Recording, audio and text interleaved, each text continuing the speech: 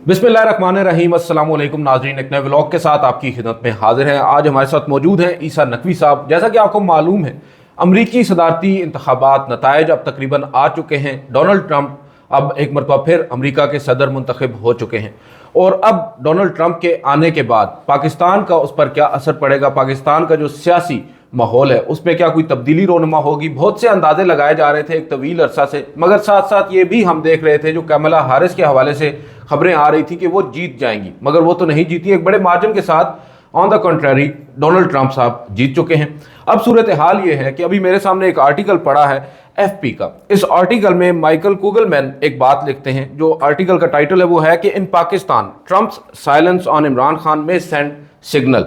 इस आर्टिकल के आखिर में 4 सतरें हैं, मैं पढ़ देता हूँ ईसा नकवी साहब। Trump's silence on Khan during his campaign shows that the former prime minister and Pakistan more broadly likely won't be high on his list of priorities. अब ये वो बात है जो हमारे मुल्क में इस वक्त नहीं की जा रही। हमारे मुल्क में इस वक्त ये कहा जा रहा है कि डोनाल्ड ट्रंप के आने के बाद जो पाकिस्तान की सियासी एक जमात है, पाकिस्तान तहरीक इंसाफ या ओवरऑल पाकिस्तान का जो सियासी निज़ाम है, इसमें एक बहुत बड़ी तब्दीली रोनुमा होगी। यहाँ पर ये जो साहब हैं माइकल कुगलमैन साहब, ये एक मुख्तलिफ बात कर रहे हैं। आप इसको कैसे देखते हैं और ये मुझे बताइएगा कि अब जो इंतखाबी नताइज हमारे सामने आए हैं, 270 का हिस्सा क्रॉस कर लिया है डोनाल्ड ट्रंप साहब ने, इसके बाद आप क्या देख रहे हैं कि क्या पाकिस्तान के हवाले से कोई फौरी तौर पर फैसला होने जा रहा है या इसमें ऑब्वियसली वक्त लगेगा? आपने स्पेन में बुल फाइटिंग देखी है? हाँ जी। वहाँ का वो नेशनल इवेंट होता है और बड़ा वहाँ पे वो जो बुल है ना, वो आपकी तरफ कब अट्रैक्ट होता है जी? ये आप जिस रंग के कपड़े पहने हुए हैं ना, जब आप इस रंग के कपड़े पहन के सामने खड़े होते हैं ना, तो वो बुल आपकी तरफ आता है और फिर वो आपको निशाना बनाता है, आपको टक्कर मारता है। I agree with what Michael Kugelman is saying. देखें, कुगलमैन जो है वो, आपने तो एफपी के आर्टिकल का हवाला दे दिया, ये डायरेक्टर है for south Asia Wilson centre के। यस। और इस खित्ते के हवाले से CIA की, अमेरिका की, US डीप स्टेट की, US इस्टेब्लिशमेंट की जो पॉलिसी है, फिर ओवल ऑफिस वैज़वी दफ्तर से लेके, स्टेट डिपार्टमेंट से लेके, लैंगली से लेके, जितनी भी अमेरिकन पॉलिसी फॉर्मुलेशन के और उसकी इम्प्लीमेंटेशन एंड एग्जीक्यूशन के मामलात हैं, उनको बड़ा क्लोजली वॉच करते हैं। तो ये बात तो ये ठीक कह रहे हैं, अगर पाकिस्तान हाई ऑन प्रायोरिटीज़ हो तो Pakistan should have made to the presidential debate. Yes, उसमें आना चाहिए था ना। 2020 का हवाला दे देता हूँ। डोनाल्ड ट्रंप और जो बाइडन के दरमियान सदारती मुबाहिसा हो रहा था अमेज़ॉन, क्योंकि वो मामला स्टेम कहाँ से करता है, जो एनवायरनमेंट चेंज है उसके हवाले से। एनवायरनमेंट एक बड़ा सब्जेक्ट है जिसमें डेमोक्रेटिक पार्टी और रिपब्लिकन्स के दरमियान इख्तलाफ मौजूद है।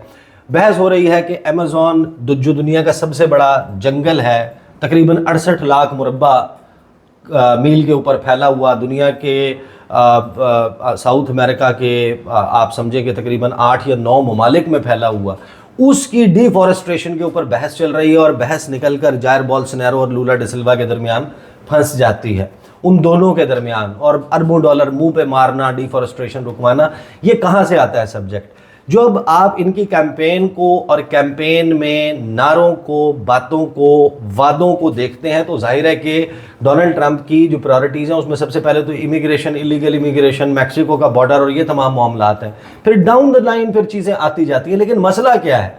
मसला ये है कि यहाँ पर जो सुर्ख शर्ट है ना, वो सुर्ख शर्ट नमूदार होना, बरामद होना शुरू हो चुकी है। सही है। अब देखें, डोनाल्ड ट्रंप जीते हैं इलेक्शन, उसके बाद पहली स्पीच किया वो मिडिल ईस्ट और इन तमाम मामलात के मुतल्लिक है, लेकिन एक काम उन्होंने और किया, और मेरा ख्याल है शायद ये पहला बड़ा फैसला है नौ मुंतखब सदर का जिसका बराह रास्त असर पाकिस्तान पर होगा। ओके। ला महाला होगा। देखिए, ये नॉर्मल बात नहीं है। डोनाल्ड ट्रंप जीतने के बाद जो अपनी आगाज़ में तकरीर, और ये फ्लोरिडा मारालागो रिजॉर्ट उनका, जहाँ पे जो बेसिकली ही स्टेम्स, ही हैज़ हिज रूट्स देयर, वो अपनी तकरीर में जो गुफ्तगू फरमाते हैं, जो बात करते हैं मिडल ईस्ट में कोई नई जंग शुरू नहीं करूँगा, मुसलमानों के हवाले से ये तो हमें उसकी पोस्चरिंग पता है। He is an anti war president. वही था जिसने पोम्पियो, जालिम खलीलजाद और over a period of time जोर लगा के कतर में प्रोसेस शुरू करवा के तालिबान का जो डायलॉग है वो स्टार्ट करवा के इनखला का सारा स्टेज तो उसने सेट किया था। बाइडन ने तो आके सिर्फ अनाउंसमेंट करनी पड़ी क्योंकि सारा मामला हो चुका था। फ्रैंक मैकेंजी जो मर्जी करता रहे, जनरल वो जो भी कहता रहे, जो यूएस एस्टैब्लिशमेंट है उसका जो भी व्यू पॉइंट हो, but Biden had to take a step towards that direction. इस वजह से देखें जो बाइडन का मामला था ना वो डिफरेंट था। अब डोनाल्ड ट्रंप ने आने के बाद जो पहला डिसीजन लिया उसका इम्पैक्ट क्यों होगा पाकिस्तान पे, उसने ये तमाम बातें बताई। फिर उसने एक बात और कही, उसने कहा कि Elon Musk is the new superstar of Republican party. Yes. और उसने जिस तरीके से रैंक्स, हम we are talking about the richest man, दुनिया का अमीर तरीन शख्स, $7.5 करोड़ से ज़्यादा उसने जो बाइडन की कैंपेन में चंदा दिया है, ये वहाँ पे बड़ा मैटर करता है। उसके बाद डोनाल्ड ट्रंप की जीत मुमकिन कैसे हुई है? स्विंग स्टेट्स में कैंपेन कौन चला रहा था? Elon Musk. पैसे कौन दे रहा था? Elon Musk. उसके बाद जो ट्विटर के प्लेटफॉर्म पे डोनाल्ड ट्रंप की वापसी है और डोनाल्ड ट्रंप को स्पेस में होस्ट किया है एलॉन मस्क ने, एक के बाद एक स्टेप्स गिनते जाएं। एलॉन मस्क लड़ गया जाके डेमोक्रेटिक पार्टी को। रिपब्लिकन्स की जीत में इस वक्त जिस शख्स ने सबसे कलीदी किरदार अदा किया वो एलॉन मस्क है, जिसका पैसा, जिसकी ऐप, जिसके बिजनेसेस, जिसके लिंक्स, जिसका इंटरनेशनल और लोकल क्लाउड सारा इस्तेमाल हुआ डोनाल्ड ट्रंप की जीत में। अब how I am connecting this to Pakistan, देखें उसने कहा है कि मैं इसको इंदिया दिया है कि मैं इसको काबीना में लेने जा रहा हूं। अब if Elon Musk makes it to Trump's cabinet, आप सोचें कि उसका पूरी दुनिया में मार्केट है ना, वो काम करता है। वो जाहिर है कि हम एक्स की बात कर रहे हैं, एक्स फॉर्मर ट्विटर। यस। तो उसके लिए जो दुनिया की सबसे बड़ी मार्केट हो सकती है कौन सी हो सकती है? चाइना और इंडिया। आबादी के लिहाज से ना, गैजेट्स के हिसाब से कि कितनी आबादी है, कितने लोगों के पास मोबाइल फ़ोन है, कितने लोग पोटेंशियल यूज़र हो सकते हैं और कितने इस वक्त मौजूद हैं, इसी बुनियाद पे उसने प्रायोरिटाइज करना है अपने ज़ाती मामले को। सही है। तो चाइना के ऊपर, चाइना में तो पाबंदी है और वो तो ठीक होनी भी नहीं है। लेकिन जब आप डाउन द लाइन आते हैं चाइना को, तो वो कहते हैं कि यार ये तो अथॉरिटेरियन रजीम है, जमहूरियतों में तो कोई मसला नहीं होना चाहिए। दुनिया की में आबादी के लिहाज से पाकिस्तान 5वां बड़ा मुल्क है और पोटेंशियल यूजर्स के एतबार से टॉप कैटेगरी में फॉल करने वाला मुल्क है।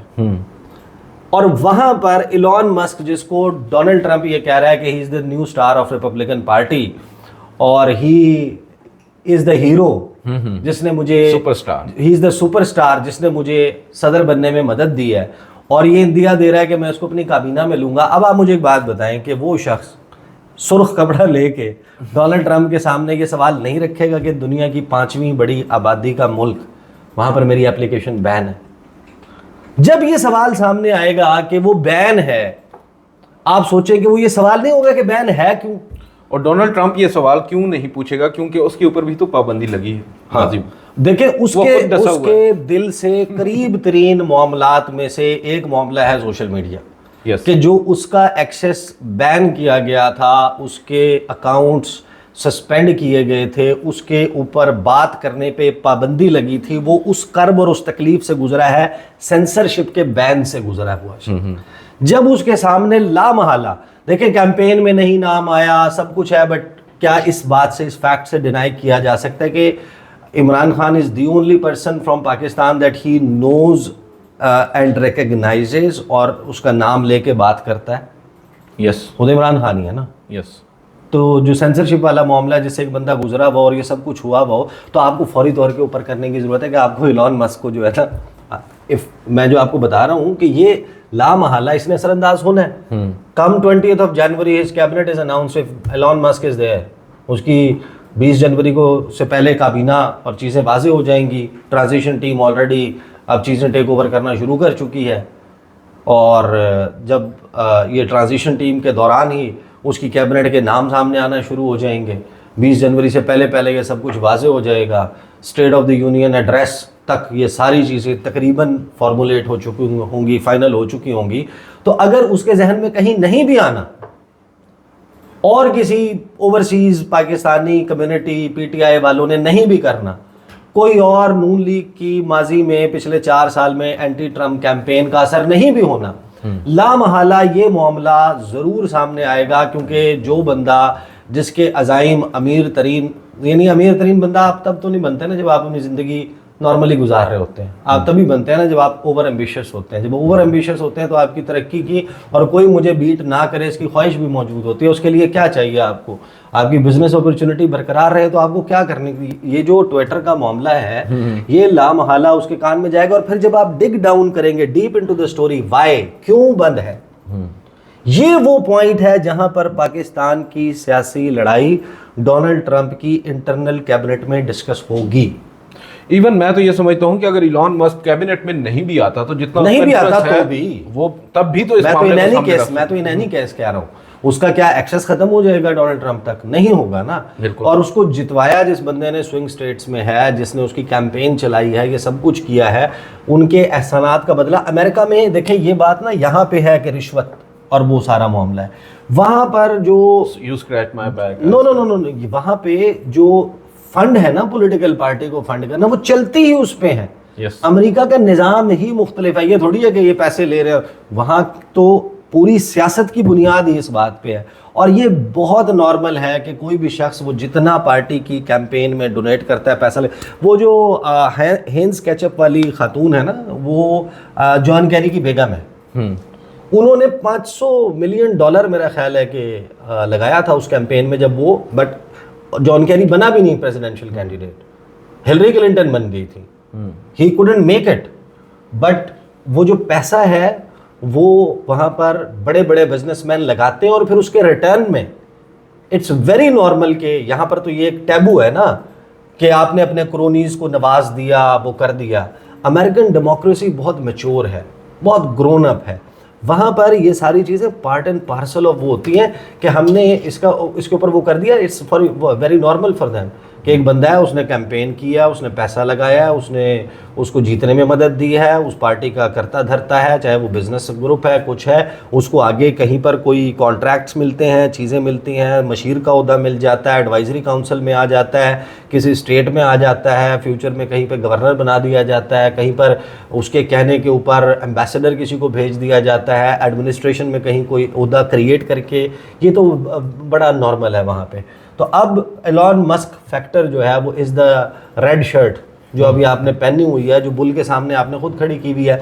अब या तो आपको डिसाइड करना पड़ेगा कि आपने ये VPN एक्सेस और ये सारा इसी तरीके से कायम रखना है, ट्विटर को ऐसे ही रखना है, क्योंकि लामहला ये डिबेट जिस दिन वहाँ पर इनर सर्कल में पहुँचेगी, होगी, या वो जब पावर में आ जाएगा एलॉन मस्क, जो कि आ चुका है ऑलरेडी, यस, यानी कि one of the already by the virtue of being the richest, इतना पैसा होने की वजह से एक ऑलरेडी आपका एक इंटरनेशनल क्लाउड और इन्फ्लुएंस होता है। फिर जब आपके पास एक पॉलिटिकल वो भी आ जाता है, फेदर इन योर कैप, तो वो आपको और ज़्यादा अपग्रेड कर देता है। तो मेरा ख्याल है कि ये माइकल कुगनमैन बेशक ठीक कह रहे हों कि पाकिस्तान हाई प्रायोरिटी लिस्ट पर नहीं है, और क्यों होगा?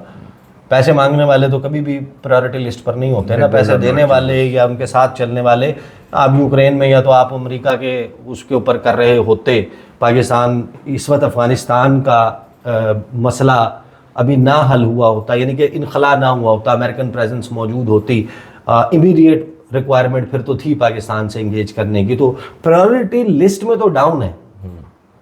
डोनाल्ड ट्रंप के कॉन्सेप्ट से अगर आप देखें, उसकी प्लेट में बहुत कुछ है, अपने बड़े अंदर उसने पत्थर रखे हुए हैं जेब में कि मेरे साथ गुज़श्ता 4 साल में ये हुआ है, यहाँ पे मुझे जेल भेजने की कोशिश थी, यहाँ पे मुझे कम्युनिटी सर्विस में डाल दिया, इधर कन्विक्शन थी, ये केस था, ये प्रोसिक्यूशन थी, ये 7 जनवरी कैपिटल हिल के मामले पे ये सारा कुछ हुआ, तो वो लिस्ट में कहीं नहीं होगा।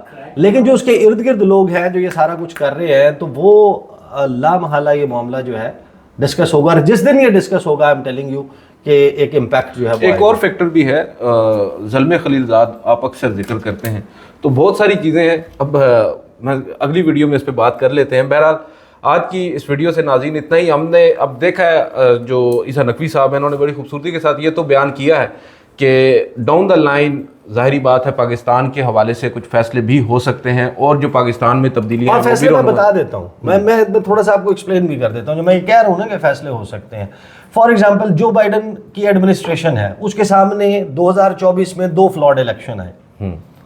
एक आया 8 फरवरी 2024 का पाकिस्तान का इलेक्शन, और एक आया अगस्त 28 वेनेजुएला का इलेक्शन। पाकिस्तान के इलेक्शन के ऊपर wide spread reports, independent reports, उनके मीडिया की रिपोर्ट्स, उसके बाद उनकी एम्बेसी की, इन सब की मौजूद थी, जिसपे करारदादें और सब कुछ आई। उन्होंने कुछ किया? कुछ नहीं किया ना। कोई पोजीशन उस तरीके से हार्ड पोजीशन नहीं ली, एडमिनिस्ट्रेशन ने नहीं ली। वहां लोकली ली गई, कांग्रेसमैन ने उन्होंने ली।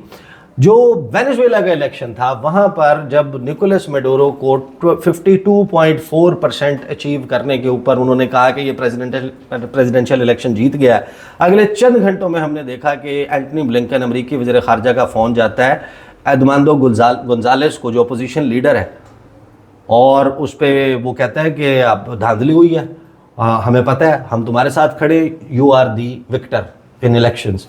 हम नहीं मानते निकोलस मेडोरो इलेक्शन जीता है। अमेरिका ऑफिशियल पोजीशन लेता है, लेकिन ऑफिशियल पोजीशन लेने के चंद घंटे के अंदर अंदर state department and white house slaps new sanctions, नई पाबंदियां अनाउंस कर देता है वेनेजुएला पे। तो वो जो 2 मुमालिक हैं, हम किस कैटेगरी में फॉल करेंगे नई एडमिनिस्ट्रेशन की, ये सवाल बड़ा इंपॉर्टेंट है ना।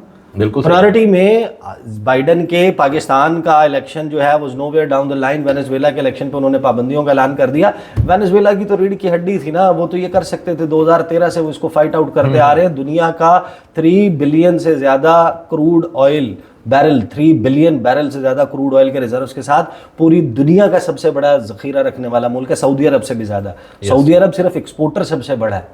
दुनिया के नॉन क्रूड ऑयल रिजर्व्स का 17% इस वक्त वेनेजुएला में है। वो अमेरिकी पाबंदियां सह सकता है, हमारा तो केकड़ा भी नहीं निकला, तो हम कहां से सह सकेंगे? तो ये चीजें है ना, इनको they'll have to do something about. चले देखते हैं डाउन द लाइन मजीद क्या होता है और कब होता है। आज की इस वीडियो से इतना ही। मुझे और ईसा नकवी साहब को इजाजत दीजिए। अल्लाह हाफ़िज़।